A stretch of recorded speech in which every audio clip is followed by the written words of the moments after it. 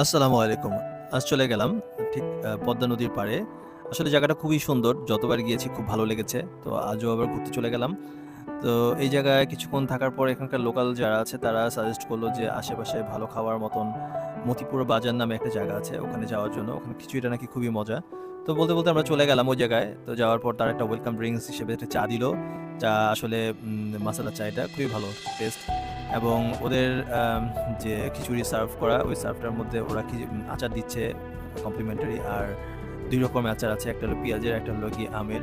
আর সাথে একটা জালি কাবাব ওদের যে প্যাকেজটা ৳১৭০ করে জালি কাবাব। মাংসের পরিমাণ কিছুটা কম ছিল। মানে ৫-৬ পিসের মতো হবে। কিন্তু সবকিছু ওভারঅল মিলে বেস্ট। এই দোকানের যে মালিক ওনার ছিল, ওনার ব্যবহার খুব অমায়িক, খুবই ভালো একটা মানুষ। তো সবকিছু মিলে আশা করি আপনার ভাল লাগবে। ভ্রমণ আর ভোজনের সাথে থাকবেন। ধন্যবাদ।